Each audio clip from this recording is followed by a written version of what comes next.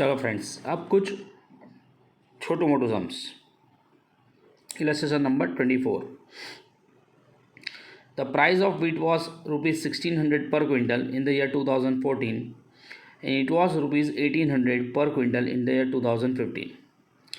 Find the price index number of wheat for the year 2015 with the base year 2014 and interpret it.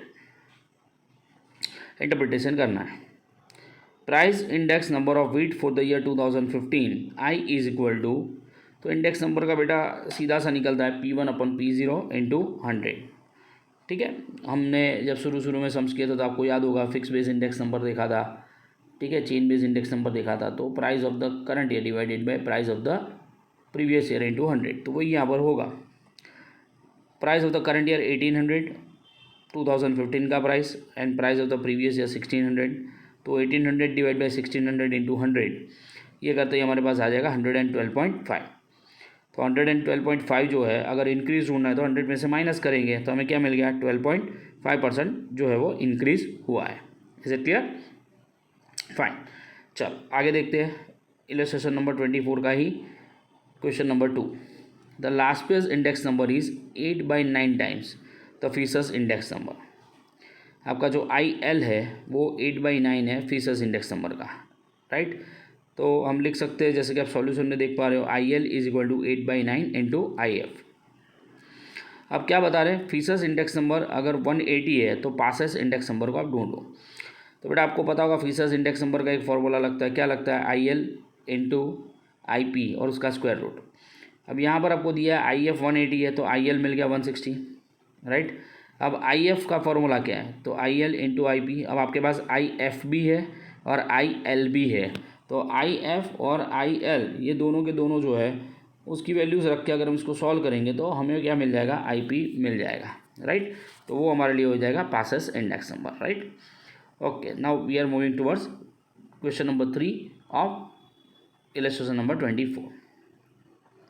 The production of an item in the year 2015 has increased by 3 times the production in base year.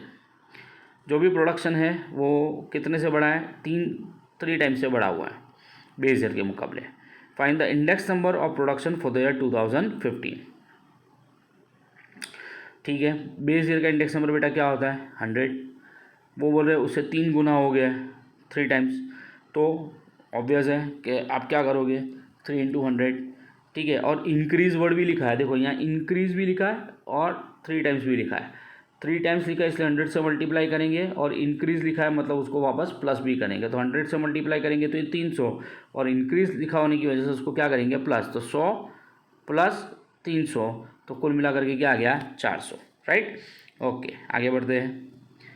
If sigma P1Q0 upon sigma P0Q0 is equal to 3/2 and sigma P1Q1 divided by sigma P0Q1 is equal to 5/3. Find out IL, IP and IF. IL का formula 1000, तो 1000 ही आपको दिया हुआ है, आप सीधा formula के अंदर रख दो, आपको मिल जाएगा.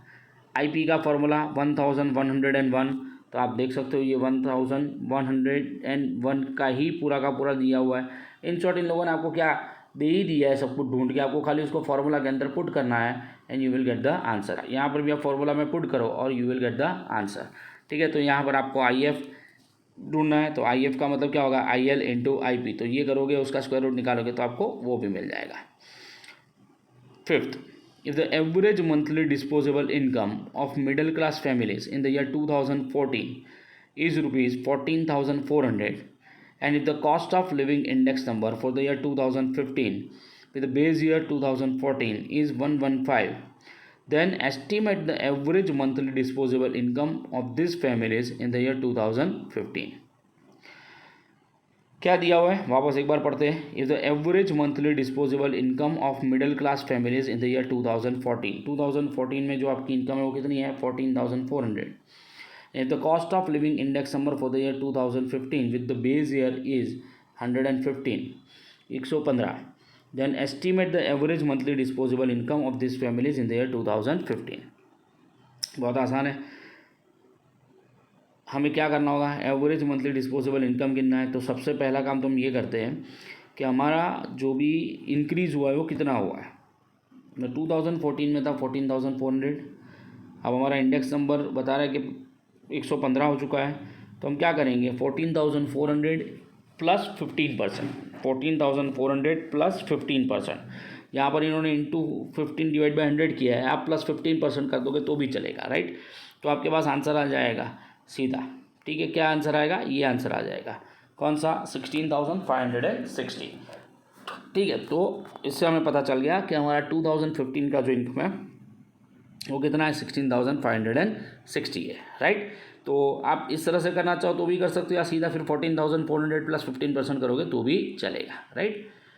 If the cost of living index number of the current year has increased to 180 from the base year index number of 100, and if the average income of workers has increased from 6,000 to 9,000, is there an increase or decrease in the purchasing power of workers? How much is it? The index number has increased from 180 to 100. इसका मतलब हुआ 80% से बढ़ोतरी हुई है। तो आप 6,000 plus 80% कर दो, ठीक है, तो आपका सीधा आंसर आएगा 10,800। मैं वापस बोल रहा हूँ 6,000 प्लस 80% कर दो, आपका सीधा आंसर आएगा 10,800।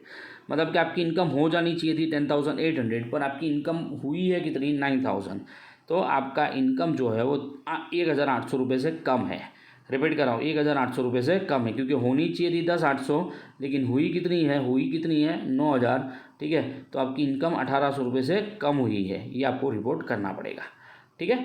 चलो 7th, the wholesale price index numbers of the year 2015 and 2016 are found to be 150.2 and 165.7 respectively. Find the rate of inflation using index number of both the years.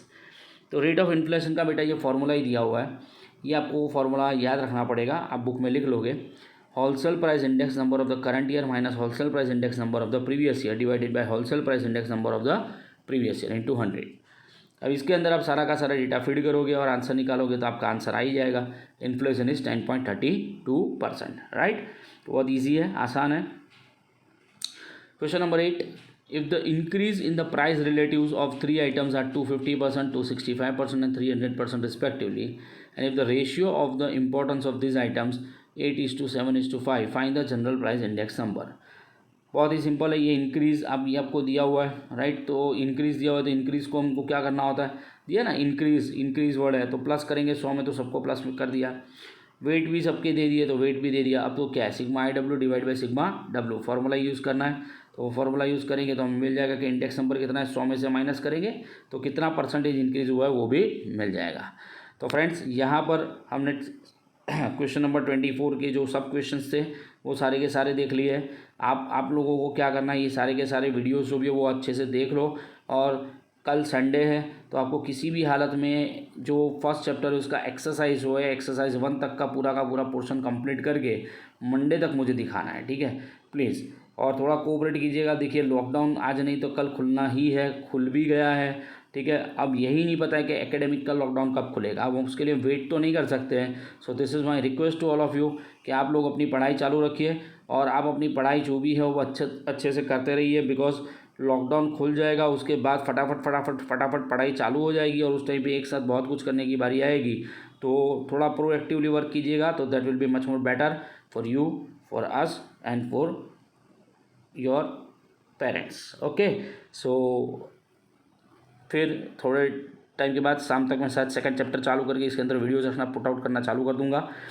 पहले आपको क्या करना है, सेकंड चैप्टर के videos बाद में देखिएगा, पहले आप किसी भी हालत में इसको मंडे शाम तक कंप्लीट कर दीजिए। और ट्यूसडे को मेरी इच्छा है कि हम लोग क्या करेंगे तो लाइव सेशन रखेंगे and will sit together, will meet together, will talk together and will enjoy together. Fine, best of luck for your preparations और जल्दी ही वापस लाइव मिलते हैं। Thank you for watching. Subscribe करना मत भूलिए, शेयर करना मत भूलिए। Thank you.